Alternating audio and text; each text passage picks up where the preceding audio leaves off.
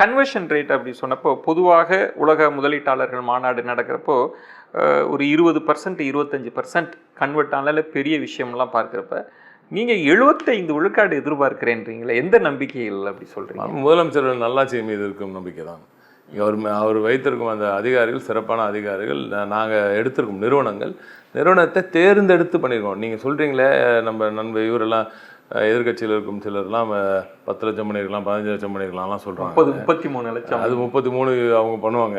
அது என்ன மாதிரியான 33 நீங்களே பார்த்துக்கோங்க.